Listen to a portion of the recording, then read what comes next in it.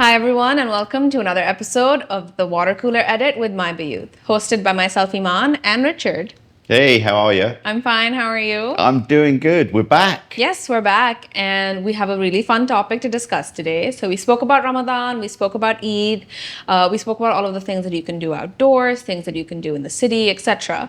But today we're actually going to be speaking about heritage. And I believe because you told me that World Heritage Day is almost upon us, April the 18th, I believe. Yes, that is correct. Yeah, a worldwide celebration of heritage. Yes. And so today we're going to be discussing all of the places that you can visit and that you can check out to learn more about the UAE's heritage. Excellent. Sounds good. Let's crack on. So World Heritage Day is obviously on April 18th. And I think that's one of the things that we can kind of keep in mind. These days give you an excuse to, experience new things, maybe take a look at things that weren't really a priority. It's like a fun excuse to experience something new. For me, at least, that's how it is. I totally agree. Look, I think it's very easy when you live somewhere such as this that there's so many new things opening all the time that sometimes the kind of culture and heritage and history, there's some great places to go and see, but they kind of get lost a little bit. So the fact that days like this shine a light on on that history that is there, but can sometimes get a little bit lost with everything else, I think it's really cool, right? Yeah, I think it's really fun. And the thing is, we get to live in such a country that has taken a lot of strides to maintain and preserve and showcase all of the heritage, the culture, the traditions. And it's not just through the museums that they have, but, it's like a whole integrated calendar of events, exhibitions, workshops, all sorts of stuff. So you don't necessarily need to go to these places. It's obviously a lot nicer. It's a lot more structured to visit. But really, all across the city, all across the country, you can get a taste of what the heritage is of the UAE, right? Traditions and all the well, I know you've indulged in some of the some of the, what do you call it, activities, the activities, and that kind of celebrate particular specific traditions and ways of doing things and making things, and I am born and raised here, and it's just something that's ingrained within my lifestyle, I guess you could say. I have a lot of respect for this country. I have a lot of love for this country. And for me, I kind of like going to all of these museums and places like this to learn more. I'm a big fan of knowledge. Just give me information and I'm a big sponge. fan. Just sucking up the knowledge. Yeah, that's cool. And it gives you an interesting insight on a lot of things. Like, for example, I think the first place that we can start off that I would recommend anybody to go visit is Shindaga Museum. I was there last night. Normally, most museums are not open in the evening time, but because it's Ramadan, they have different timings. This is when I visited. Obviously, when this airs, it's going to be after Eid.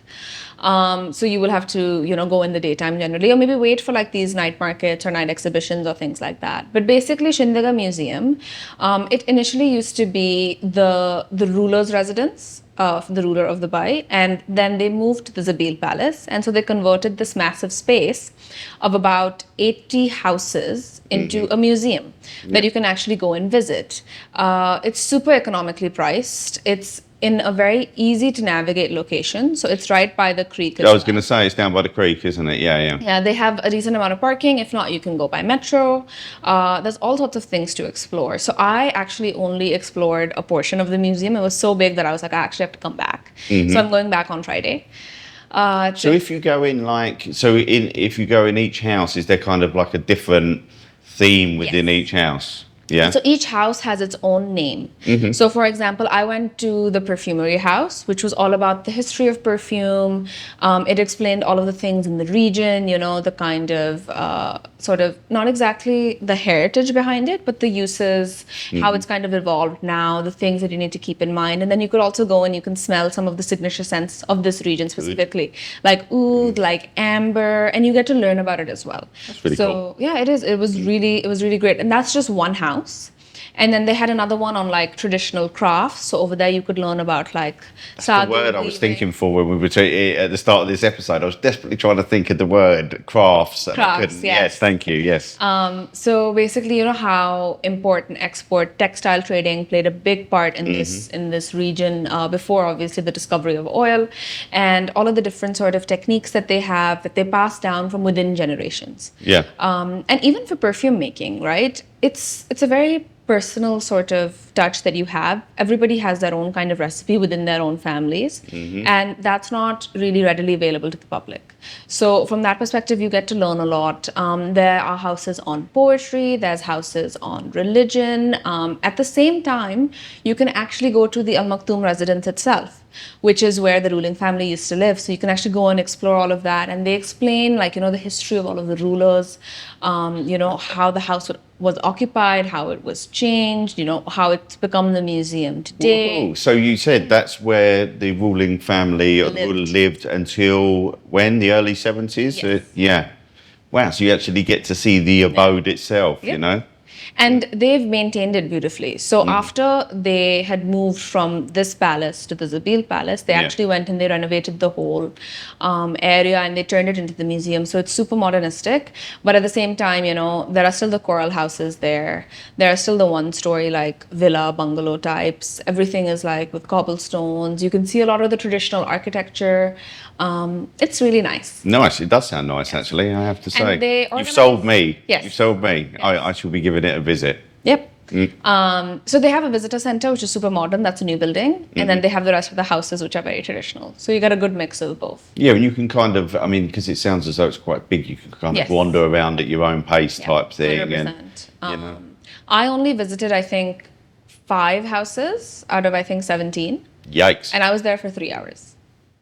Yeah, so basically, you're certainly going to get your money's worth at this. And it's super affordably priced as well. A normal entry ticket ranges from 35 to 50 dirhams for adults. That's really, really good. Yeah, it's really good. Yeah. And speaking of affordable museums, so one of my other favorites is Etihad Museum. And so basically, Etihad Museum is located towards the very beginning of Jumeirah. Like the museum is located right next to Union House. And Union House is where we have Union flag. So when I was actually a toddler, my nursery was very, very close by to it. At the time, Etihad Museum did not exist. So my mom would pick and drop me, and I used to call Union flag, big flag, because it's massive, right? And I would always be like, oh my God, Mom, look, like every single day. And so for me, I always feel like a strong connection to that location. And now they've given us the opportunity to actually go inside and to see and to learn more about. So tell us about what actually happened, what significant historical event happened. So Etihad Museum is basically, it documents the time period from 1968 to 1974, which was essentially when this country became a union, right? Initially with the 6 Emirates signing and then Ras Al Khaimah joining later. But Union House is where that treaty was actually signed. So that's impressive stuff, isn't it? You can actually go to pretty much the place where the country was essentially... the nation was born. Yeah. Really, you know? Exactly. That's cool. And I had absolutely no idea. I'd heard of the museum. But I had no idea that it had that historical context, you know? And it's all about unity. So you can take a look at the constitution there as well. There's a lot of information, and it's beautifully set up as well. Like, they've made it very aesthetically pleasing. I've seen some images, actually, this morning. Even when the I was desperately architecture. researching for this podcast, and it is a very, very beautiful, visually appealing and striking building, it has to be said. Even the architecture of the building itself, it just stands out. Every single time I'm like, oh, I need to go there. And now, yes. If for nothing else but to see big flag. Yes, yeah. And then to clap underneath it. How much do we know how much that one is to get in? So that one is $80.25 for adults only, which is really affordable. That's one of the things I like about museums here. They're either almost free to enter, or if not, it's a nominal fee. It's not like in other countries where it's a much higher fee. Yep. I would like to see if they would introduce like a multi-pass sort of thing. A couple of countries abroad have this. I don't know if they will introduce it here, but it would be interesting to see. They do that as a thing in London that's quite Yes. similar to that. Yeah, and that you multiple can get European into, countries. You can get into a certain number of these. Maybe they do have this, and I'm not aware, but I couldn't. Yeah, no, I'm not sure if they do. It's something, if they do, if we've managed to find it, we'll mention it on an upcoming episode, guys. But I know what you mean. But I mean, the prices to get in these museums are very reasonable. If I think about it in context, right? So, sorry to go on about London again, but one of my favourite places is the Tower of London. I absolutely adore it. I watch documentaries on it. I watch there's a reality show thing following the guys who work there. They call them beef eaters. They're the kind of yeomen who look after it. That place is fantastic, but it's a lot of money to get in. It doesn't come cheap. I mean, you're talking, it probably works out about 250 dirhams. Yeah, that's to generally get in. the rate, yeah. So if you compare it, you look at it in that context, it's very, very reasonable to get into the museums here. Yeah, and there are quite a few free museums as well. So the Dubai Museum, which is Al Fahidi Fort, is currently closed for renovations, but that was free to enter. Nice. So they're actually going to renovate the whole location, and then I'm sure in the next couple of years we'll find out what they've added. Otherwise, the Coffee Museum, the Coin Museum, the Women's Museum, all of these are free to enter. Yeah. There are quite a few others as well along that Al Fahidi and Dera side. How about the library? Yes, the library as well is something that I was going to mention. It's a great place. So it's not exactly a museum specifically, the Mohammed bin Rashid Library, but they do have exhibitions. So they have two going on right now. One is about the UAE, specifically again about the founding, just learning more about the history and things like that. But they have another exhibition called Treasures from the Library, right? Okay. Which is basically just a collection of all of their sort of maps, literature, poetry, things from ancient civilizations. So if you don't want to learn about just the heritage and the culture and the traditions of this specific country, but of the wider region, they have a lot on the sort of beginnings of Islam as well. So they have a lot of like first edition texts and things like that that are really interesting to just look at and to understand how that kind of came about. I was personally curious. I was like, how did they get all of this? And it was through donations from personal collections and things like that. And I was like, wow. Yikes. Yeah. You said maps as well, didn't you? I mean, some people that really floats the boat. I have to say, I'm a sucker for a map. I have to say, old maps, cartography. Yes. It's a big thing for me. So I'd absolutely be lapping that up. This is for our viewers and listeners. Hi. This is the museum that is very visually striking again, right? It's shaped like the Quran exactly like a rahel. Say that again for me. That's the stand. Yes, that you use for the Quran. It's the rahel. Yeah, it's a beautiful looking building. Absolutely beautiful. In addition to that, then they have all of the books that you can kind of browse through and borrow and things like that. Those are my picks. Richard, what is your pick? The museum that you visited? The one that I can contribute. Woo-hoo, here we go. The Hatta Heritage Village. A few years ago now, with my parents. It's really, really interesting. I mean, basically there was a village, there's been a village on this site since like the 16th century.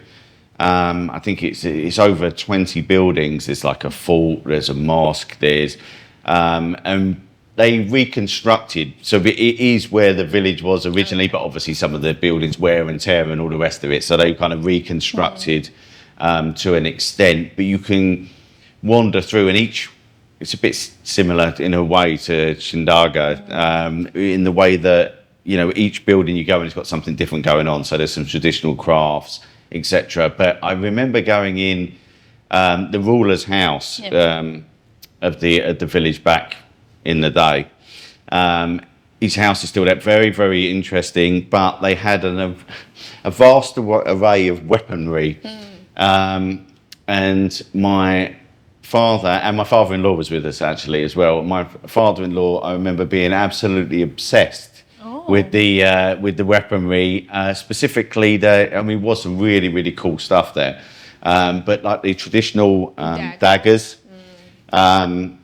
which obviously you get in Oman, you get in Yemen.